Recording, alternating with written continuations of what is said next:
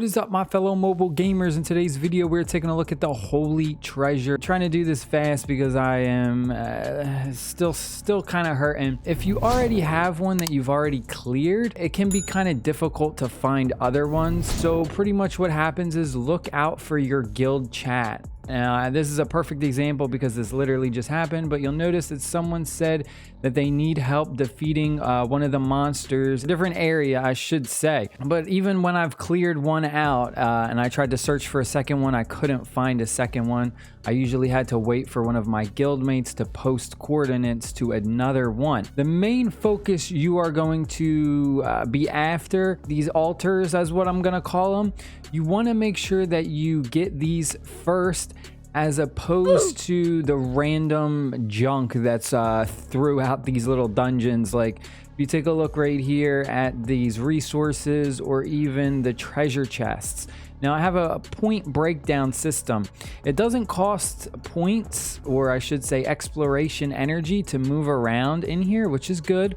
It only costs points when you pick something up. Now you don't need a buff. Honestly, you can usually go through these fairly easy if your heroes are strong enough. Again, it's just something you're gonna have to kind of see and play by ear. It's gonna be different for everyone. But really, this is like a last resort. You only take one of these altars if you have trouble clearing these monsters right here. Some of them will be blocking your area and then some won't be.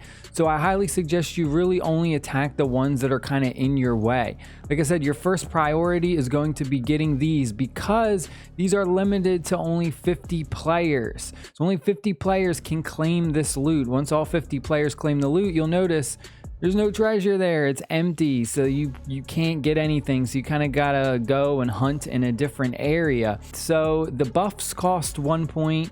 To pick up resources or treasure chests, it's gonna cost you 3 points. The altars that I showed you right here, those cost 8 points. The big treasure, that's honestly, that's the number one, is the big treasure.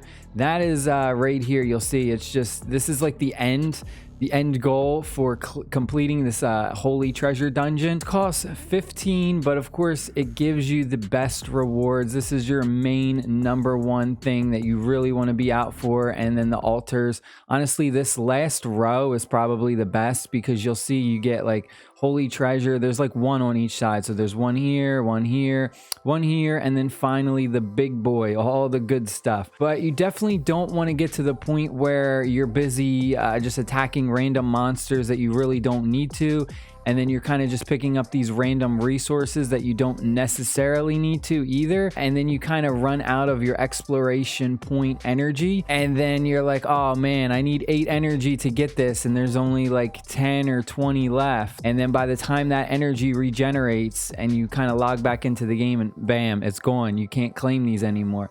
So definitely make sure you take advantage of that. Whenever you see these, prioritize these. This is a great place to get gear for your heroes. If you attack a monster, it's kind of janky gear, it's like green, but when you are brand new to the game, if you're a new player, this is kind of okay because it is hard to get some of those epic gears to drop. You'll notice for this one in particular, this holy treasure, it has a possibility to give you some epic gear, but it is very, very hard. In fact, if we take a look at my heroes, the helmet seems to be one of the harder epic items to drop. I got a bunch of these chest pieces.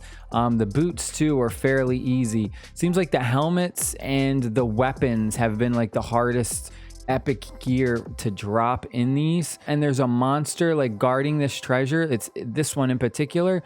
And in order to kind of get that treasure, it's not like some of these where it's just like you destroy one monster and then you can get the treasure. You actually have to have your guildmates come and attack it. You'll notice if we click right here, Statue of Evil Undead, it says HP 3 of 10. So every time a new person attacks that, the HP will go down. That 10 unique people have to actually go to that area and destroy that monster in order to clear him off the board. So that way you can get to that special treasure. So we're going to click this. You'll notice the fog, that's fine. We're gonna send our guy over here. Another thing that I also wanna mention is you have to be careful with this because you'll notice if you look in the top left corner, I already have some people out. Right now they're on standby, you'll see.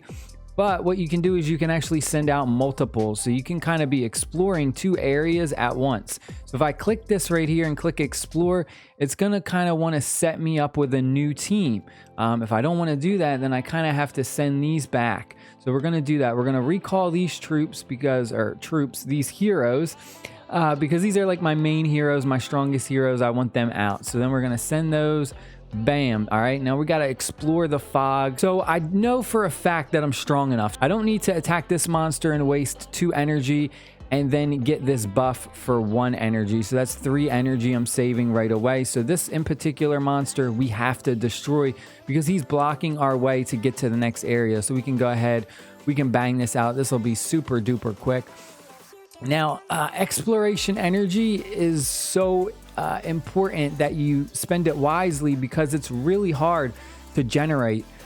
It's not like your mobility where there's multiple ways to get mobility. Increase your account level, your mobility refreshes. You also get free like 80 mobility from one of your buildings. The only way to really get it is to just kind of wait over time and let it generate over time, really.